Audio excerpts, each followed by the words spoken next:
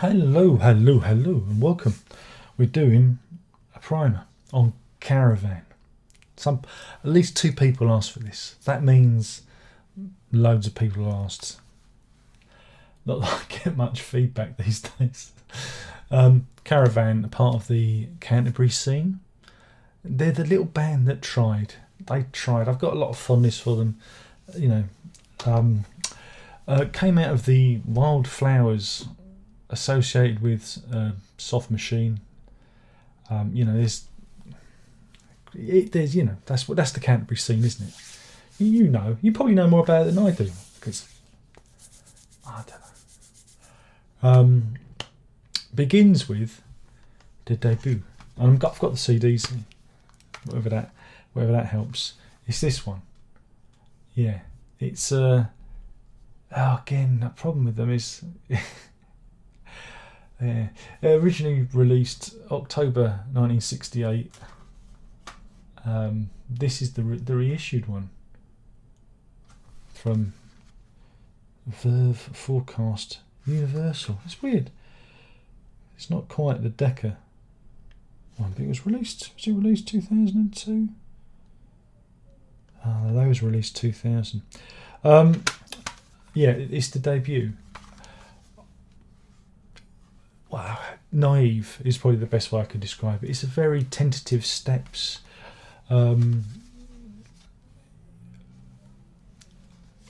This version, 2002, has the mono and stereo and an extra track called Hello Hello, which was not Hello. I must reiterate, not Hello.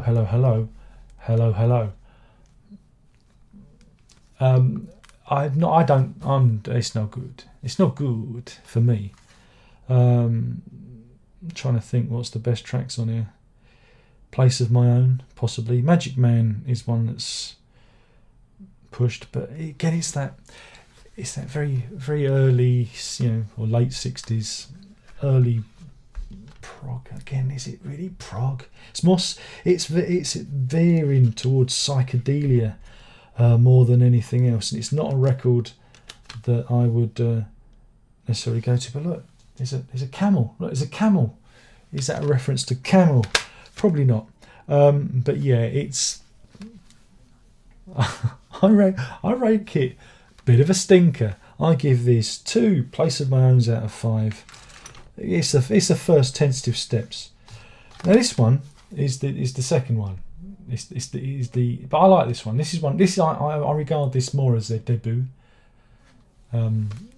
Released on the 4th of September 1970. This again they reissued in the early 2000s. In fact, it was 2000, which is 21 years ago now. I remember buying these. I was still in gainful employment, and I bought these when they came out, because that's when I got into. God, I was just turning 30.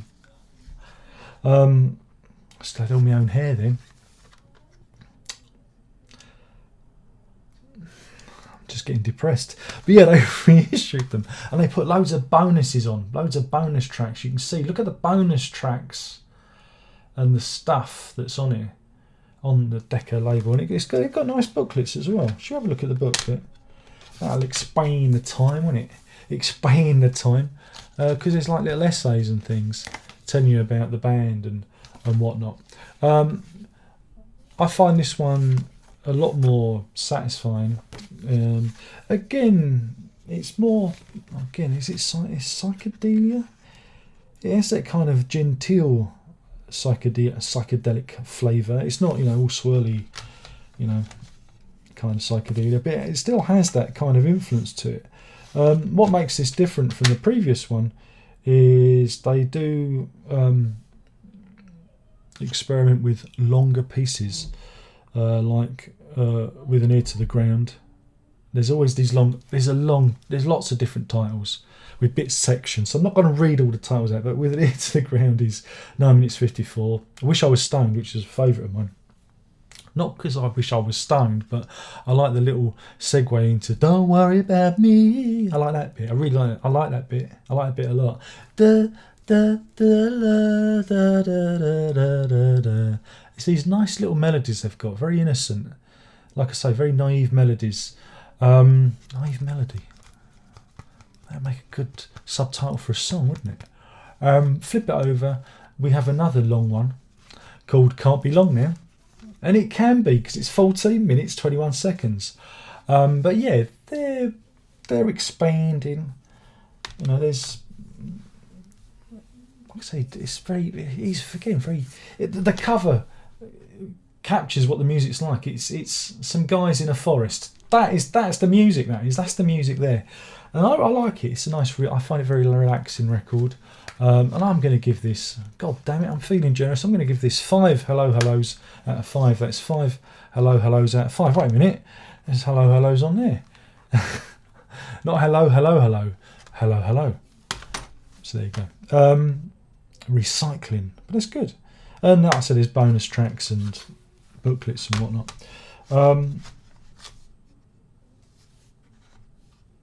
This is in the Land of Grey and Pink. I'll get the title right. Wait, what? Good job I sold my Stephen Wilson one. This is the one. This is the pinnacle. It's the pinnacle of their career. They've got some nice single kind of pop single songs in Golf Girl and Love to Love You. Even in the Land of Grey and Pink, I think is quite poppy. It's a very solid album, and when you flip it over, you have a track that's 22 minutes and 40 seconds long. 8th of April 1971. This is as old as me. This is as old as me, which is an extended. And on 9 Feet Underground, it's an extended piece, which again, the Caravan sound, I think, veers into jazzy kind of territory. They have a kind of a jazzy flourish on what they do, again, because a lot of it is keyboard led. You know, they don't have the virtuoso guitar player in this band. I mean, no, I'm not saying that the guitars are bad, but you don't have a Steve Howe or Hackett in this band, so it's all keyboard led, which I don't mind. I don't mind, which is weird, isn't it? And again, there's plenty of bonus tracks on this version. Plenty of bonus tracks. There you go. And it's been reissued recently on 180 gram vinyl. And then things kind of start to spin out, because the band loses members and, you know, gains loses members and gains members, because what's his name leaves, doesn't he? I can never remember which one it is. It's one of the Sinclairs, isn't it? Is it Dave Sinclair leaves? He probably goes off and joins another band, I'd imagine. Something like, oh no, I don't know, who'd he go off? Who's he joined? Does he join anyone? No, I don't think he does. But he comes back again. There's a lot of that. There's a lot of revolving doors. A lot of coming and goings. Yes, so this is Waterloo Lily,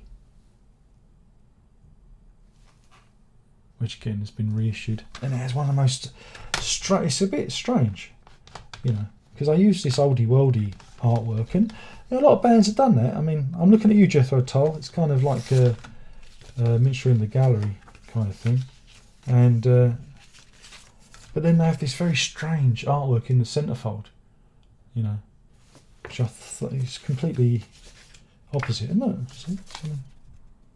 so it was a Mark Harding sent me that as a gift. There you go. Didn't sell that one. Yeah, it's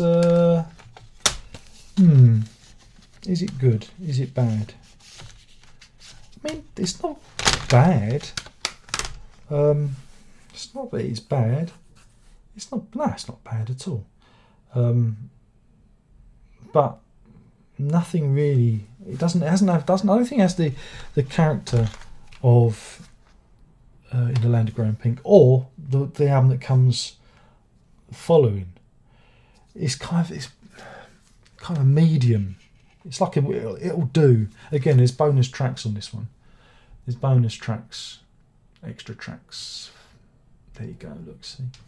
But yeah, it's just. I mean, you get for The Love in Your Eye is 12 minutes, so this ain't there for you prog fans. 12.5 minutes. Nothing always again is a 10-minute track. You know, so they try and do the extended pieces again, but. So I'm going to go down the middle, and I'm going to give this 3 Waterloo Lilies out of 5. That's 3, but they're back on form with For Girls Who Grow Plump in the Night, released 5th of October 1973. Again, it's bonus tracks. Starts with Memory Lane Hugh, which is I've got to get it right. Memory Lane Hugh, Head Loss, which became part of the live thing. But there's some good tracks on here, like Cthulhu.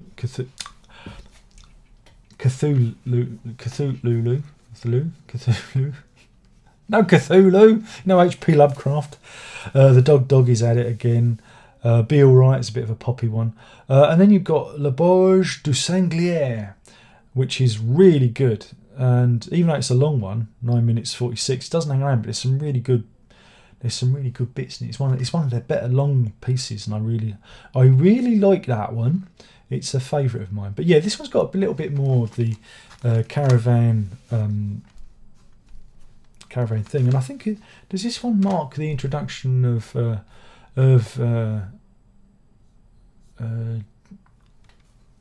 Jeffrey Richardson, who went on to be in the Penguin Cafe Orchestra. He is an incumbent member. I mean, from this moment on, I think he's on all the records, or at least most records. Whereas, like I say, there's a revolving door.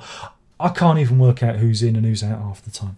But I like that one, so I'm going to give it 4 Cthulhu's out of 5. That's 4 Cthulhu's out of 5. And then we have Caravan and the new Symphonia, which is it's a live album. It's a live album, and yeah, it's a live album. Released 19th of April 1974, and I think this one they restored bits that weren't in it.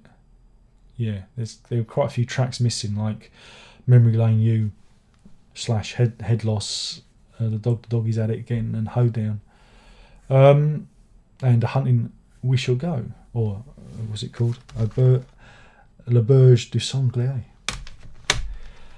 They don't make it easy for me. This one. It's a live album. It's okay. It's all right.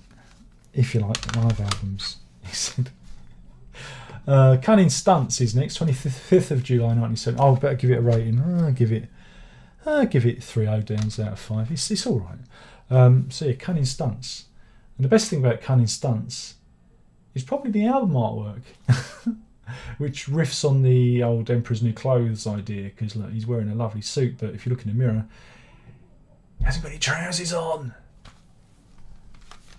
In those days, they would have had to have done it, using a razor blade and cut, and composite the photographs that way. Again, Cunning Stunts. It's a malaprop. You swap it around if you want. Cunning Stunt, Cupid Stunt, Kenny Everett. Don't get it mixed up. What can I say about this? Opens with The Show of Our Lives, which is a bit cheesy, but Stuck in Holes just great for the cowboy. Is it cowbell? Cowboy, and it's a cowboy. Cowbell even. Is that the one with the cowbell in it? Sounds like it'd be the right one. And the rest, on the B side, you've got an 18-minute at the Dab song Concerto, and yeah, they're playing with words again there, and yeah, it's all right if you like a long one. Concludes with the Fear and Loathing in Tollington Park Rag, which is worthy for the title alone, and you get 3 bonus tracks here, and it's the band slightly they're on the wane. They're on the wane out. But it's all right. It's all right. Ish. Blind Dog at St Dunstan's. I'll have to put the album artwork up because I do have the vinyl, but I can't be bothered. I haven't got the CD. I've got the vinyl of it in the record rack. Again, you have the introduction of Jan Schellhas on keyboards, and who else is gone? I think Pi Hastings is taken more of a lead in this. It's a bit, yeah. This is where it all starts to, like I say, unravel somewhat. But there's a track on here that I really like, Chiefs and Indians, and it's worth this album purely. This is just my opinion, purely for Chiefs and Indians, because it has a wonderful saxophone part in it, played by Jimmy Hastings, and it's almost Zappa-esque. It's almost Zappa-esque, but I really like it. It's got this repeating motif that I really like. It's a bit like Nouveau Reef from Vivian Stanshall's Teddy Boys Don't Knit. There are certain repeating saxophone phrases that somehow, I don't know, make my heart race and raise the spirits, and this is one of them. And like I say, Nouveau Reef is another one. And I really like the album just for Chiefs and Indians. And again, the message of Chiefs and Indians is a good one. And Mike Wedgwood gets the writing and singing credit on it, and it's a really good song. The rest of it, but the album artwork I do enjoy. The album artwork, and of course the dog he's added again. This is followed by Better By Far, released 26th of July 1977, and by now the band it's hitting the doldrums. I guess Better By Far is the standout track, but this is where we're going. I'm warning you now. I'm warning you now. I might as well just say it now. After this, in fact, after Blind Dog, you should really give up all hope, because they're not very good. They're a bit MOR. They're a bit middle of the road, and that's great if you like that kind of music, but it doesn't do anything. It doesn't do anything for it. Though it does get an interesting credit. Tony Visconti plays electric double bass on Man in a Car. There you go.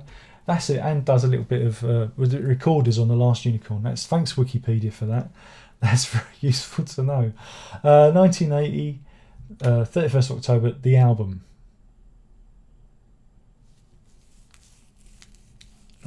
No. Again, all of these back to front from 1982.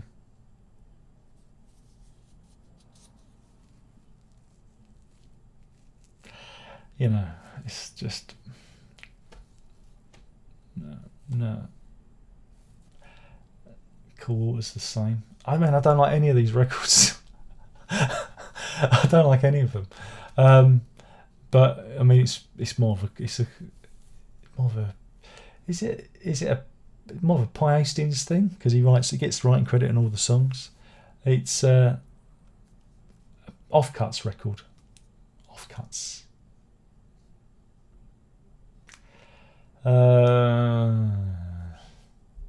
Again, Battle of Hastings, another one that is just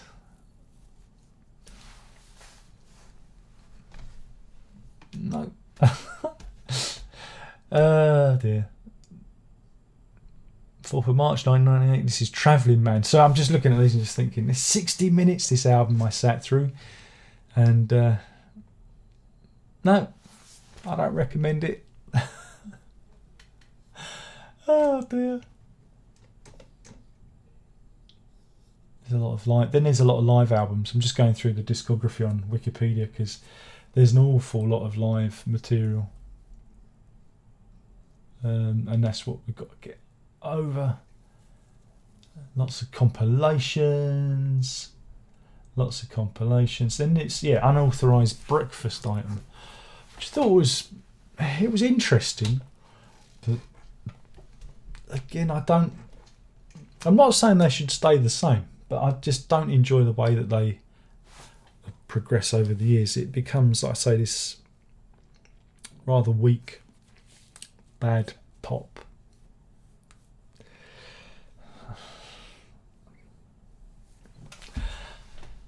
Oh dear. And then I think the last one is, was it? Oh God, I can't remember what the last one is. Don't worry, I know this. I know this. It's Paradise Filter, which just I don't think even got. Did they? That didn't even get a general release, did it? I think that was just released by the band. Wait a minute, let me have a look. Let me see if I can find out.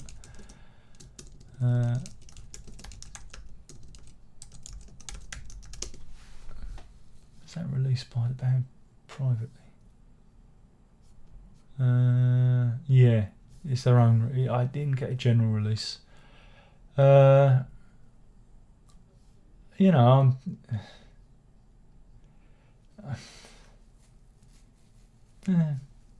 I think track 7 rounds up. It's a pain in the ass. Yeah, I did warn people that this would run out of steam after Cunning Stunts. I mean, Blind Dog's good for one track, but after that, I don't get any enjoyment out of this. Again, you get the feeling it's just running on fumes. That you know, some things need to come to an end. I think some of it, you know, would have been better off as, I don't know, a Pi Hastings solo project or whatnot, because it lacks that character that the band once had. Yeah, I'm sure people are going to just love this primer. But basically, anything between, if I could do it all over again, to Cunning Stunts is worth a nosy. Everything else, fit it out. Essentials, well, I'm going for If I Could Do It All Over You, In the Land of Grey and Pink, and Girls Who Grow Plump in the Night. And that's it. Those are the 3 takeout ones.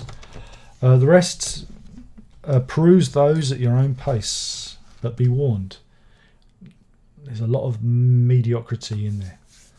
I want to be kind. I don't want to have a downer on them, because I do enjoy